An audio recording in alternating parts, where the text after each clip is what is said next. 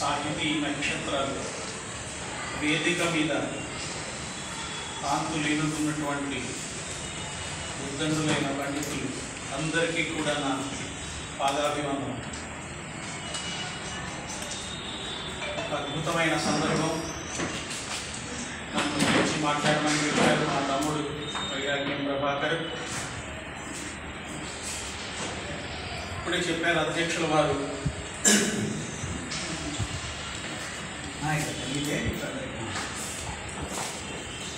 త్వరలో 100 సంవత్సరాల 100 పుస్తకాల ప్రచురణ ఆవిష్కరణ జరగబోతుంది అన్న విషయం సామాన్యమైన విషయం కాదు.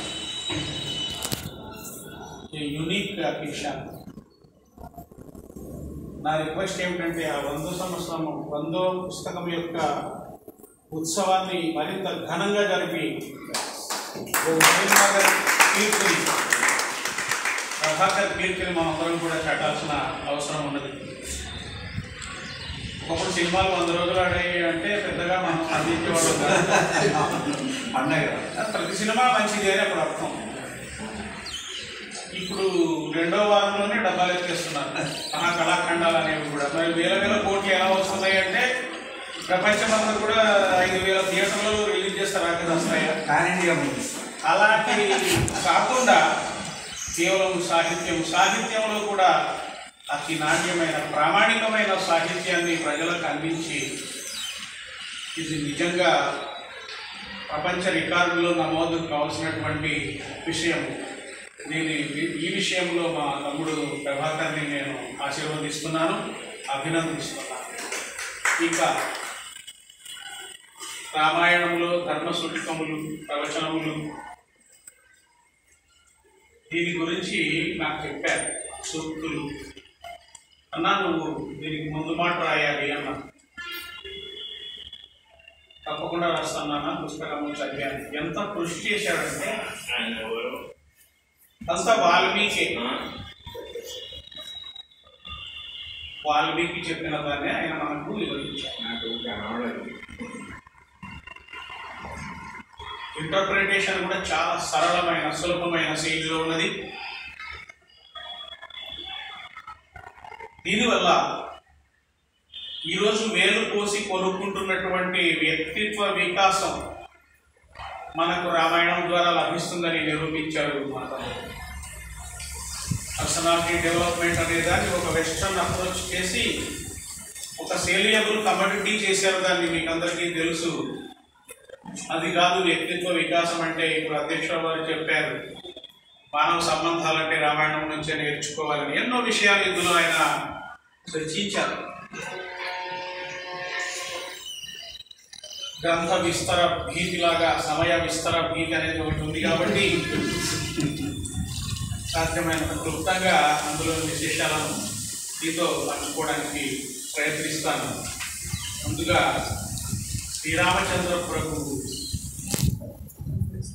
మీద ఒక శ్లోకం, బుధ కౌశిక ముని విరచితమైనటువంటి శ్రీ రామరక్షా స్తోత్రం నుండి శ్లోకం ఇది. ధ్యాయేదాజానుబాహుం ధృతశరధనుషం బద్ధ పద్మాసనస్థం పీతం వాసోవసానం నవకమలదళస్పర్ధినేత్రం ప్రసన్నం వామాంకారూఢ సీతాముఖకమల మిళల్లోచనం నీరదాభం నానాలంకారదీప్తం నానాలంకారదీప్తం దధత ఉరుజటామండలం రామచంద్రం దధత ఉరుజటామండలం రామచంద్రం రామచంద్రం. ఇక్కడ ఇప్పుడే మనం అనుకున్నట్టు a treasure house of personality development అని మనం రామాయణాన్ని E.W. ఎమర్సన్ అనేటువంటి అమెరికన్ రచయిత అభివర్ణించారు. Ramayana is a treasure house of personality development అన్నాడు. ఎవరు మనవాళ్ళు కాదు, ఈ అమెరికన్ రైటర్ ఆయన చెప్పారు. వేల సంవత్సరాలు గడిచినా దాని రెలవెన్స్ తగ్గలేదు. యూనివర్సల్ ఇంపార్ట్ తగ్గలేదు. ఇప్పటికీ స్టిల్ ఇట్ ఈస్ లివింగ్. ఏ విషయంలో దాన్ని ప్రజెంట్ చేసినా ప్రజలు చూస్తున్నారు. ఎందుకు అంటే అధ్యక్షుల వారు చెప్పారు, నేను చెప్దాం అనుకున్నాను, ఆయన చెప్పేశారు. విశ్వనాథ్ సత్యనారాయణ గారు చెప్పారు, మరలా ఇదేలని రాని ఆయన చెప్పారు, మీరు విన్నారు. కాబట్టి రోజు భోజనం చేస్తాం, రోజు భోజనం చేస్తాం కదా, ఎందుకు భోజనం అని అనుకుంటాం. రోజు సంసారం చేస్తాం, ఆయన కొంచెం మర్యాదగా చెప్పాడు. రోజు ఉండేది కదా అని అనుకోం కదా, అది ఎవరి గ్రీన్, ఇది ఎవరి గ్రీన్ అయింది. రామాయణం కూడా ఎవరి గ్రీనే అని చెప్పారు విశ్వనాథ గారు. నేనేమంటానంటే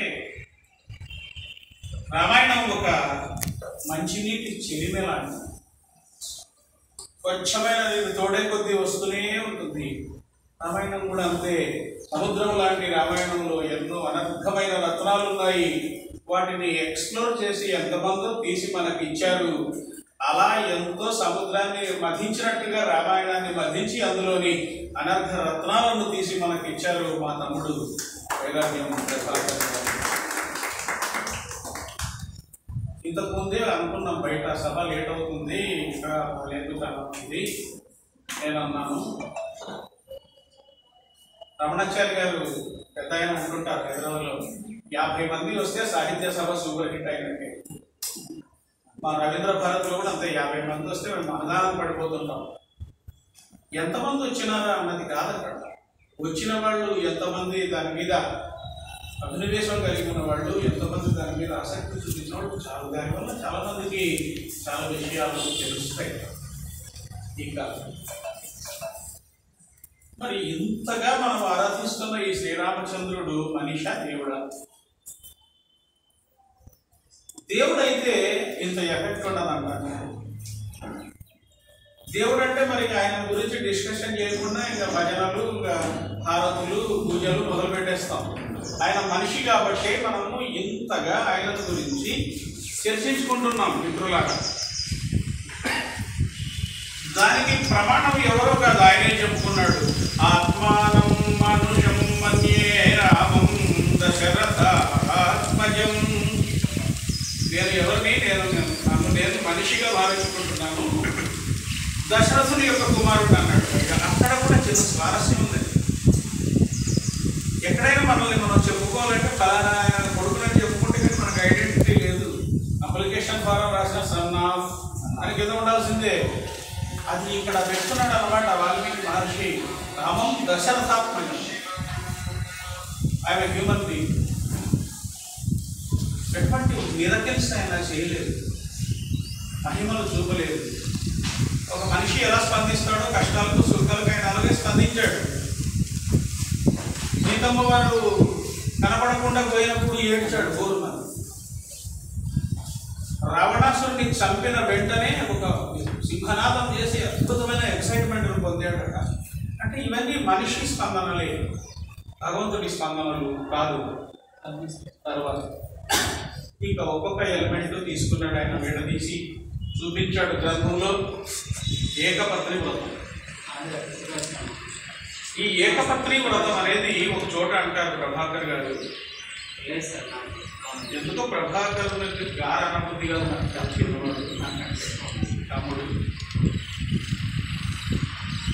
స్త్రీకి పాతివ్రత్యం ఎంత అవసరమో స్త్రీ పురుషుడికి ఏకపత్ర వ్రతం కూడా అంతే అవసరమని స్పందన చేశాను. అద్భుతమైనటువంటి విషయం అది. Character is must for everybody.